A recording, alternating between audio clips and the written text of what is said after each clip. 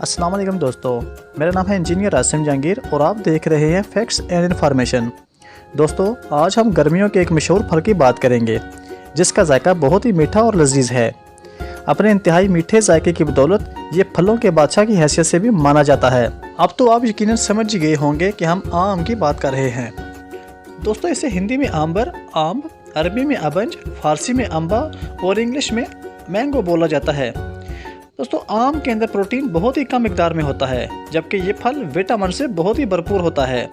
इसमें vitamin A, B और सी कसरत मिकदार में पाया जाता है। आम में नशास्तदार रोगनी ग़िज़ा के अलावा फास्फोरस, फोलाद, कैल्शियम, पोटाशियम और ग्लूकोज भी काफ़ी मिकदार में पाए जाते हैं।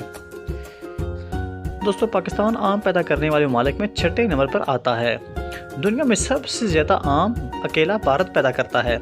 सिर्फ अकेले भारत में ही दुनिया का 40% आम पैदा होता है।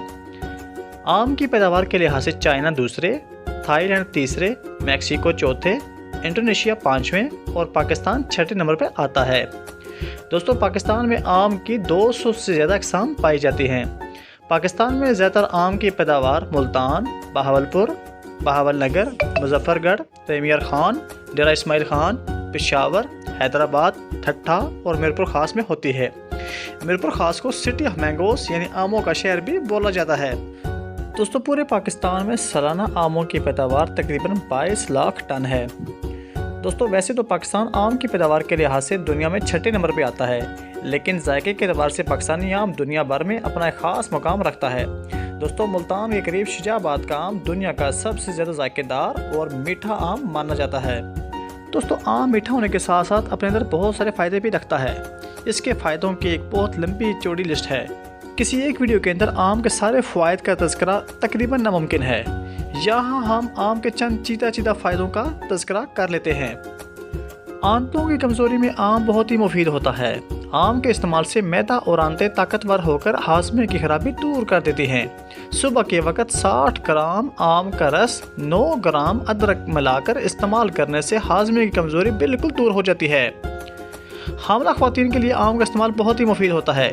इससे जिस्म को त्वराई मिलती है और बच्चा भी सेहतमंद और तवाना पैदा होता है। इसके इस्तेमाल से औरतों की कब्ज़ दूर हो जाती है, भूख खुलकर लगती है। जो ख़वातीन शेरख्वार बच्चों को दूध पिलाती हैं, इन्हें आम ज़रूर इस्तेमाल करना चाहिए।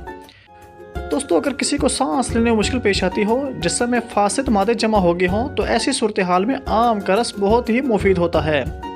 आम का रस 1 पाव दूध 1 छटांग शामिल करके इसमें 1 चम्मच अदरक का रस मिलाकर पीने से दिमाग को बहुत ताकत मिलती है और आंखों के सामने अंधेरा छा जाने की शिकायत बिल्कुल दूर हो जाती है।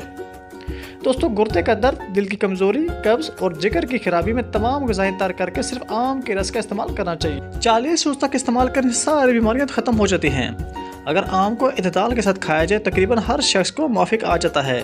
अलबत्ता सर्द बलगमी मिजाज वालों और उन लोगों के लिए जो दायमी नज़ला ज़ुकाम और दमा के मरीज़ हों, उनके लिए आम का ज़रा इस्तेमाल बिल्कुल मुनासिब नहीं है। दोस्तों, ये था हमारा आज का टॉपिक यानी आम। वीडियो में क्या अच्छा लगा और क्या अच्छा नहीं लगा कमेंट सेक्शन में मुझे ज़रूर बताइएगा। मिलते हैं दोस्तों एक नई वीडियो में एक नए टॉपिक के साथ। तब तक के लिए अल्लाह हाफिज़।